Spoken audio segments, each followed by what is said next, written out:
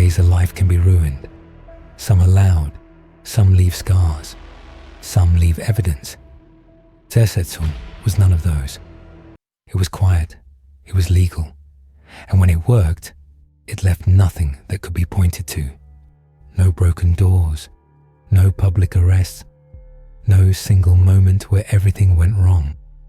Instead, there was a slow unraveling, so subtle that even the person living through it often couldn't explain what was happening. The most effective weapon was doubt. Zersetzung was not about punishment. It was about erosion. The goal was not to silence someone by force, but to make them question themselves so deeply that resistance collapsed on its own. Victims were not meant to become martyrs. They were meant to become unstable, not visibly, internally. A state built on surveillance. To understand Zersetzung, you have to understand where it came from. East Germany was one of the most monitored societies in modern history. The Ministry for State Security, known as the Stasi, did not rely primarily on physical force. They relied on information, who you trusted, who you spoke to, what you feared, what you valued. Every detail mattered, because Zersetzung was tailored. It was personal. Why open repression was replaced, earlier systems used prisons, trials, and intimidation. But visible repression creates sympathy. It creates resistance. It creates heroes. Zersetzung avoided all of that. Instead of creating enemies, it dissolved them. If a person appeared mentally unstable, unreliable, or socially isolated, no one would rally around them. And most importantly, no one would believe them. No crime had to be proven. One of the most disturbing aspects of Zersetzung was that it did not require illegal behavior. You didn't need to protest publicly. You didn't need to commit a crime. You didn't even need to speak openly. Suspicion was enough. Nonconformity was enough. Sometimes association was enough. The beginning was always ordinary. Zersetzung never started with terror. It started with things that could be explained away. A missed phone call, a letter that never arrived, a conversation that felt off. Nothing dramatic, nothing you could report. And that was the point. Isolation as a strategy. One of the core goals was social destabilization.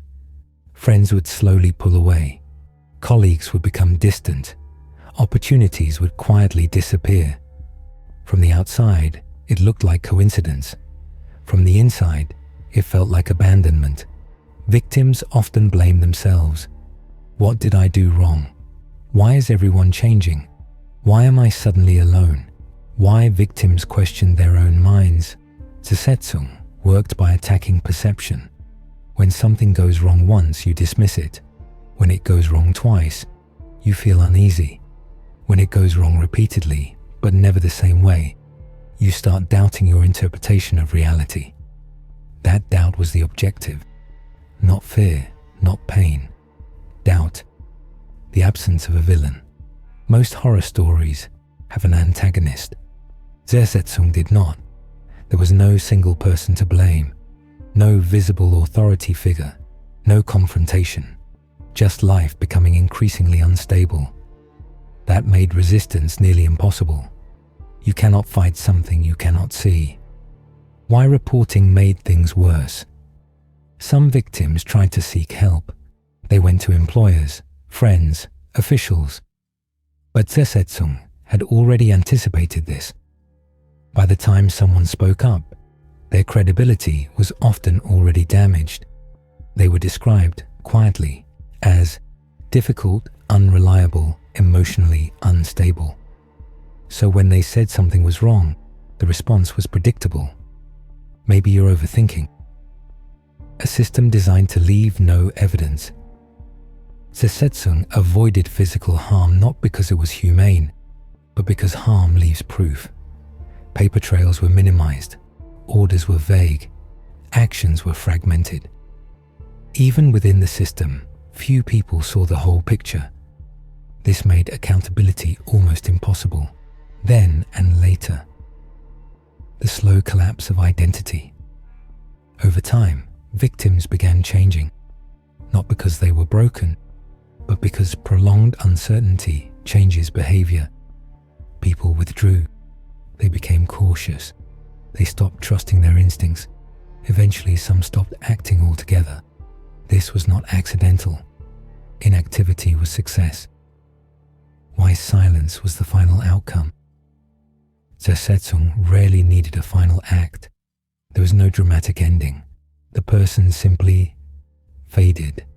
They stopped participating, stopped organizing, stopped questioning. From the state's perspective, the problem had resolved itself. No arrest necessary. Why this was more effective than force creates resistance. Psychological erosion creates compliance. A person who believes they are being targeted will fight. A person who believes something is wrong with them will withdraw. Zersetzung exploited that difference. The cost that couldn't be measured. There were no official statistics, no public records of how many lives were altered. Many victims never knew what had happened to them. Others suspected, but could never prove it. And that uncertainty followed them long after the system ended. Why this story is hard to tell. Zersetzung leaves no dramatic visuals, no single incident, no shocking footage, just patterns. And patterns are easy to dismiss until you are inside one. This story is not about secret files or shadowy agencies. It is about what happens when a system learns that destroying trust is more powerful than breaking bones, and how easily a person can be erased, not physically, but socially and psychologically. Zersetzung did not arrive as an event. It arrived as a feeling, a subtle sense that something in daily life was no longer aligned, that routines no longer held, that familiar patterns were quietly breaking apart.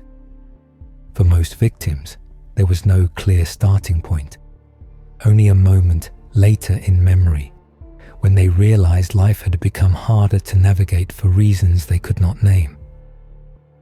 Nothing happened all at once. That was intentional. If everything went wrong at once, it would feel artificial, suspicious, obvious. Zersetzung worked because it unfolded in fragments. A delay here, a misunderstanding there, an interruption that seemed random. Each incident was small enough to be dismissed. Together, they formed a pattern. But patterns take time to notice. Routine was the first target. Daily life depends on predictability. You expect letters to arrive, appointments to hold, conversations to follow familiar rhythms. When these expectations fail repeatedly, stress accumulates. Victims described a constant state of low-level unease, never enough to justify panic, but enough to erode confidence.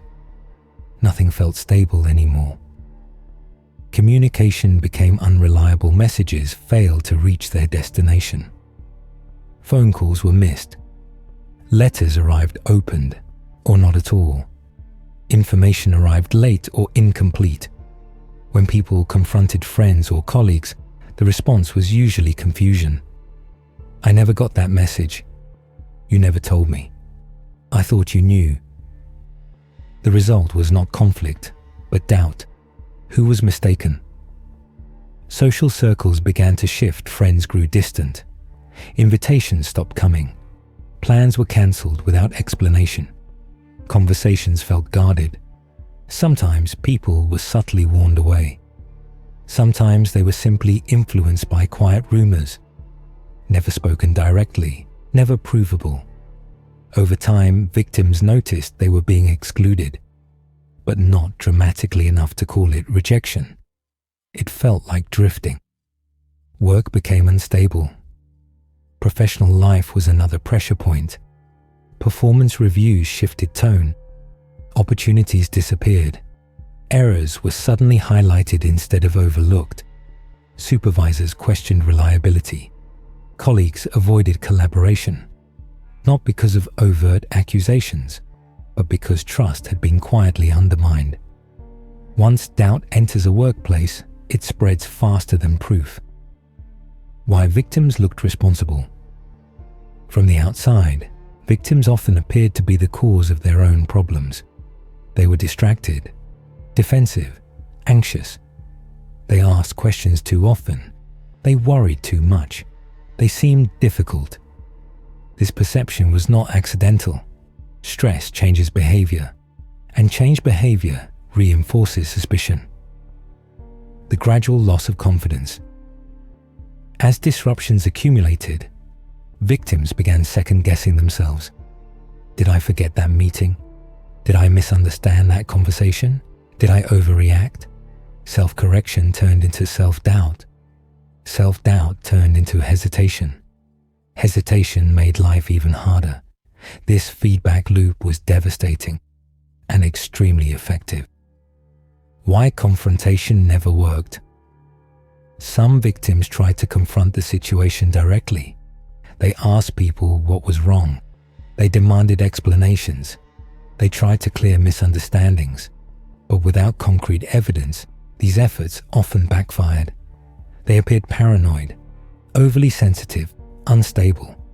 Each attempt to regain control chipped away at credibility. The role of uncertainty. Zersetzung relied on ambiguity. Nothing was ever clear enough to confirm interference. Every incident had a plausible alternative explanation. Coincidence, miscommunication, personal error. Victims lived in a constant state of maybe, and maybe is exhausting. Sleep became difficult. Many victims reported disrupted sleep, not because of fear, but because of mental noise. They replayed conversations, reviewed decisions, searched for meaning. When rest disappears, resilience follows. Fatigue made everything feel heavier. Why documentation didn't help. Some people began keeping notes, dates, times, incidents, but patterns that are obvious emotionally are hard to prove logically. Without access to the full picture, documentation felt incomplete, sometimes even incriminating. What if I'm wrong? That thought alone was enough to stop many from continuing. The collapse of trust. Eventually, trust became the main casualty. Trust in others, trust in institutions, trust in oneself. When trust erodes, isolation follows naturally.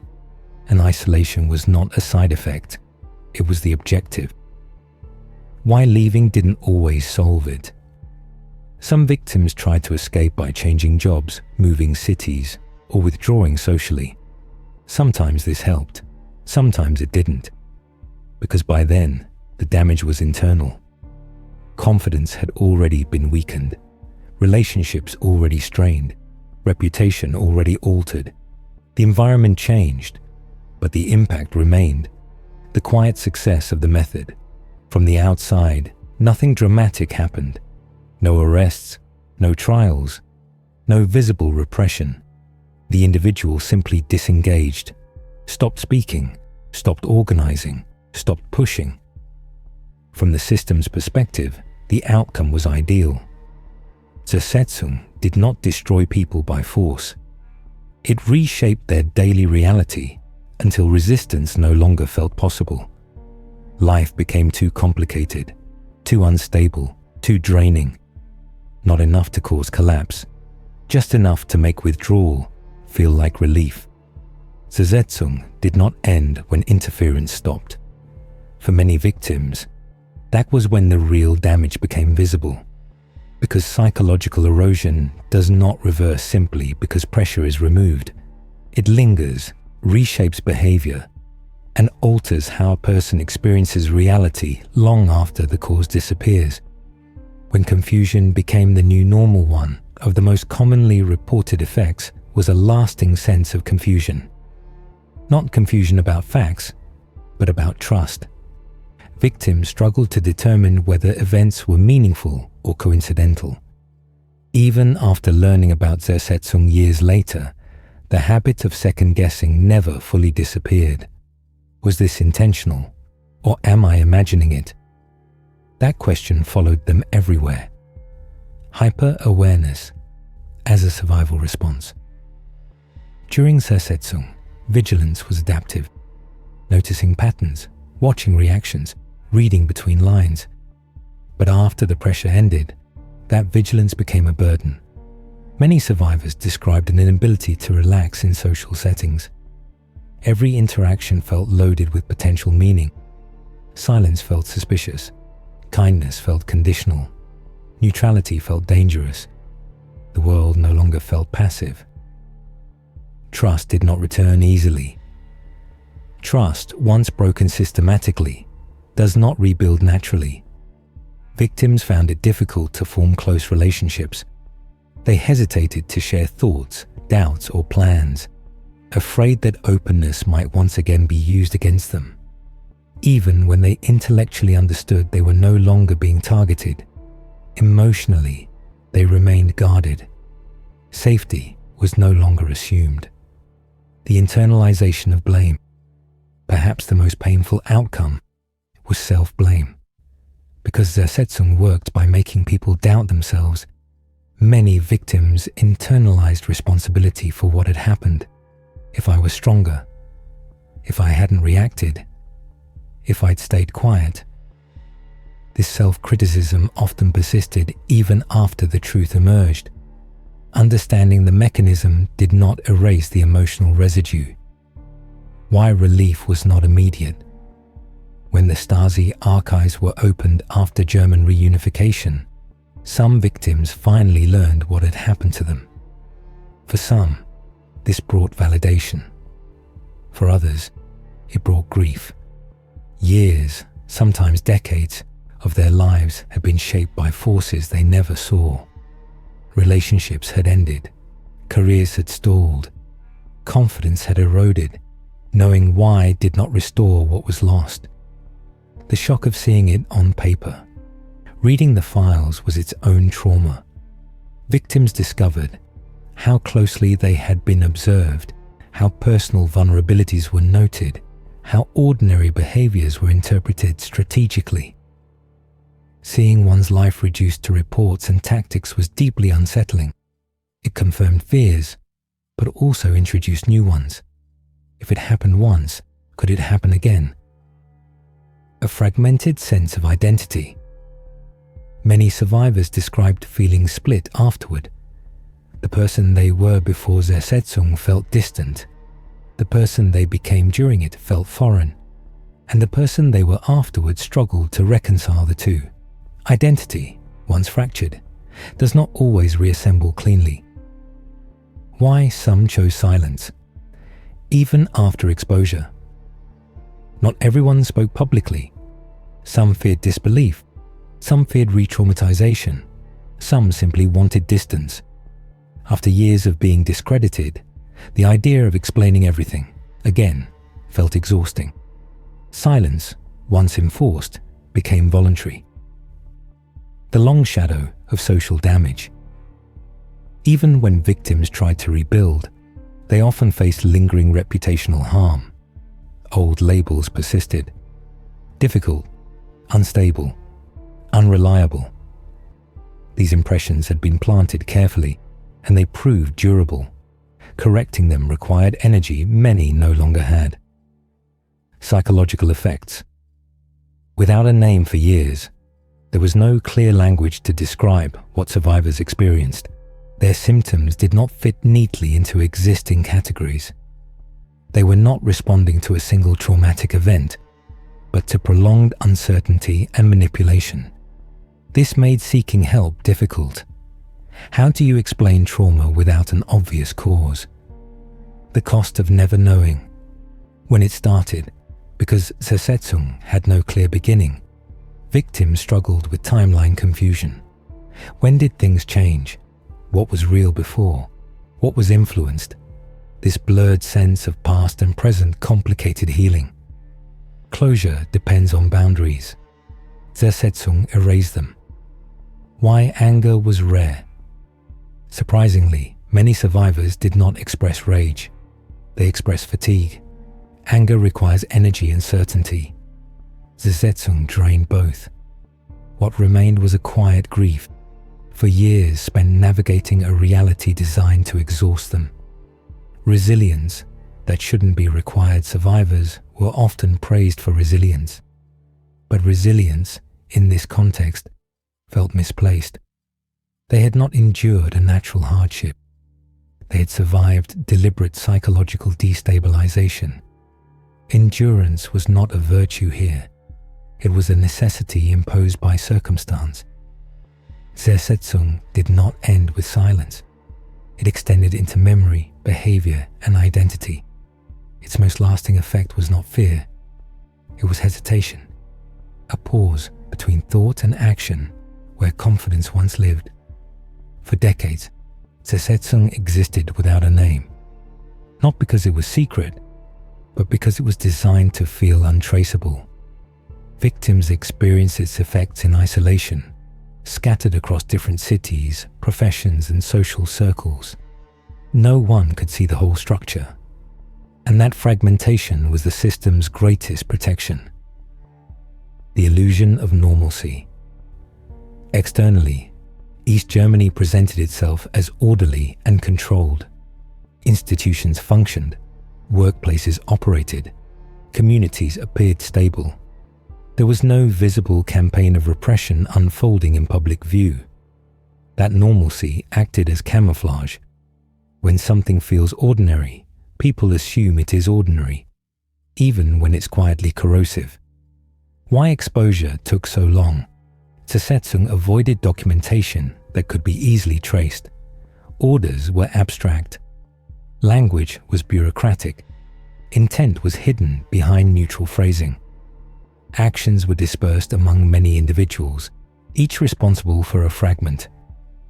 No single person could point to a full plan, because no one was meant to have it. The turning point: access to archives. Everything changed after reunification. For the first time, victims were allowed to request access to the records kept on them. What they found was both clarifying and disturbing. Their confusion had not been imagined. Their doubts had not been irrational. Their experiences had been observed, catalogued, and influenced. Reality had been interfered with, systematically. Reading your own life through someone else's lens. For many, opening the files was like reading a stranger's biography, written in cold, procedural language. Personal relationships were reduced to variables. Emotional responses were treated as data. Moments of vulnerability were noted, not with empathy, but utility. The effect was destabilizing. Seeing one's private life reframed as a problem to be managed was deeply unsettling. Confirmation without comfort. While the files provided answers, they did not bring relief. Validation arrived too late. Careers had already stalled. Relationships had already ended. Confidence had already eroded. Understanding the cause did not restore the outcome. Instead, it introduced a new layer of grief. Grief for time lost under invisible pressure. Why accountability was elusive, one might expect exposure to lead to justice. But Zersetzung was difficult to prosecute. There were few direct orders, few explicit instructions, little that could be isolated as a crime.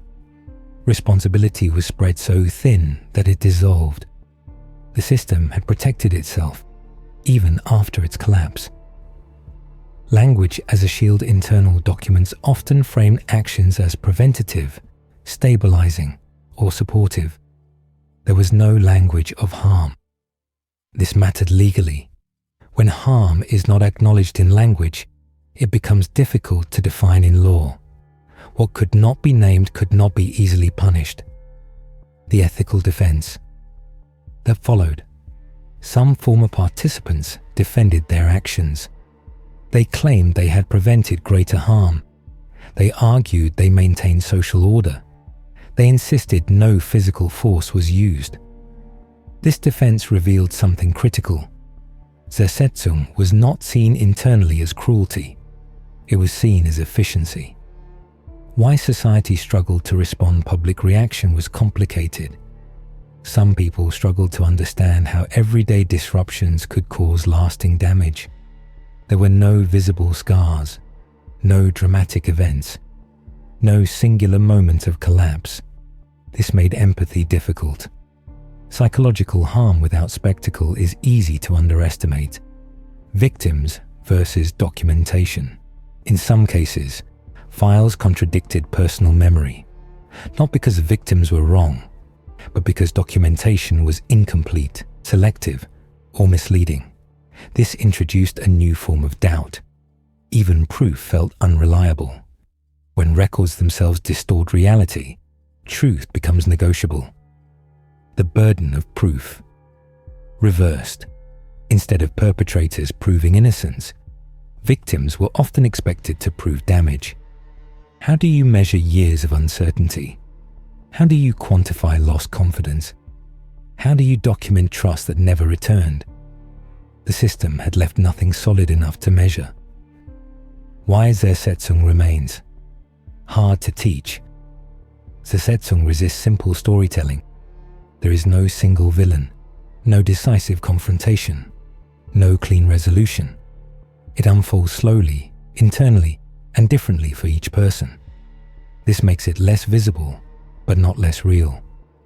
What exposure changed, and didn't exposure ended denial. It did not erase consequences. Zersetzung stopped as a policy, but its effects continued in memory, behavior, and social patterns. Ending a system does not undo its imprint. The uncomfortable question that remained. Once revealed, a deeper question emerged. If a system can dismantle lives without overt violence and leave no clear evidence, how many other systems operate similarly, unnoticed? Zersetzung forced society to reconsider what harm looks like. Not all damage announces itself. This was not a hidden secret uncovered by chance. It was a structure revealed only when the power behind it collapsed. Zersetzung did not rely on secrecy alone. It relied on disbelief. When the Berlin Wall fell, Zersetzung did not collapse with it. The policy ended, the offices closed, the files were archived, but the logic behind it survived. Because Zersetzung was never just a method tied to one state or one era. It was a way of thinking about power, control, and human behavior. And once that way of thinking exists, it does not disappear. The most dangerous part was never the system. The most dangerous part of Zersetzung was not surveillance, paperwork, or coordination. It was the realization that a person could be neutralized without force. No confrontation, no punishment, no visible injustice. Just the careful reshaping of someone's reality until they no longer felt capable of acting. That insight did not belong to history. It belonged to human psychology. Why Zersetzung works so well? Zersetzung succeeded because it targeted something fragile and universal: perception. Human beings rely on feedback to understand themselves.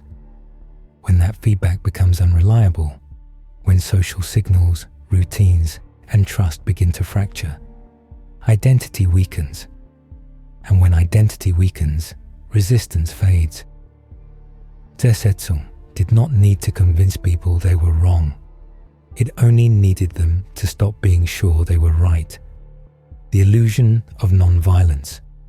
For years, Zersetzung was defended as a non-violent alternative. No physical force, no visible injury, no dramatic scenes. But harm does not require spectacle. Psychological destabilization alters lives just as profoundly, sometimes more permanently, than physical injury. And unlike visible harm, it often goes unacknowledged, which makes it easier to repeat. Why victims struggle to be believed? Even after exposure, many survivors found that telling their story felt futile. Listeners wanted clear incidents, clear villains, clear proof. Zersetzung offered none of these. It offered patterns, gradual change, internal collapse. And stories without sharp edges are easy to doubt. The quiet inheritance of Zersetzung left behind no monuments, no ruins, no memorials. Its legacy exists in behaviors, in hesitation before speaking, in mistrust of institutions, in the instinct to self-censor. These are not dramatic outcomes, but they are lasting ones. Why this history feels uncomfortable today? Zersetzung forces an unsettling question. If a system can dismantle a person's life without overt force, how would we recognize it if it happened again? Modern societies prefer threats they can see. Visible dangers feel manageable. Invisible ones require reflection, and reflection is uncomfortable. The warning embedded in this story. Zersetzung teaches that harm does not need intent to feel personal. It only needs repetition. Small disruptions applied consistently can reshape behavior more effectively than a single dramatic act. That lesson extends far beyond one historical context. The difference between control and influence.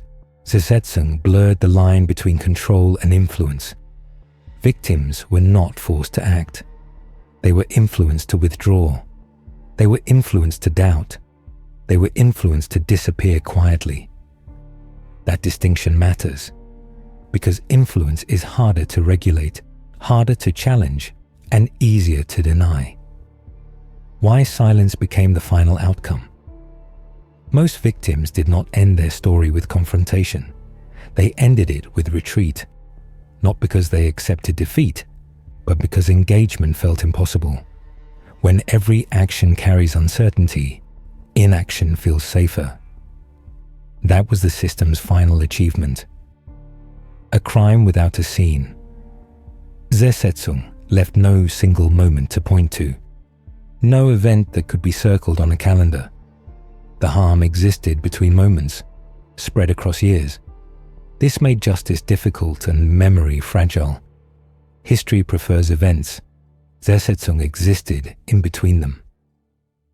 What makes this story different from other dark histories? This is not a story of brutality escalating to catastrophe. It is a story of pressure applied just below the threshold of visibility. No one moment felt unbearable. Together, they became transformative. That is what makes Zersetzung uniquely disturbing. Why awareness is the only defense. You cannot always prevent systems like this, but you can recognize their shape. They thrive on isolation, plausible denial, erosion of trust, reversal of blame. Once recognized, their power weakens. Zersetzung depended on ignorance to function, the moral that refuses to stay in the past. This history is not meant to provoke fear. It is meant to provoke awareness, because the greatest threat is not cruelty, it is normalization. When harm becomes procedural, it stops looking like harm. Zersetzung did not destroy people by breaking them. It destroyed them by convincing them they were already broken.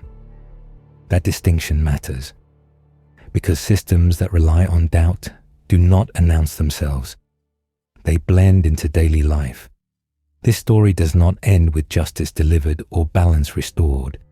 It ends with recognition. Recognition that power does not always raise its voice. Sometimes it whispers, and sometimes the most lasting damage is done in silence.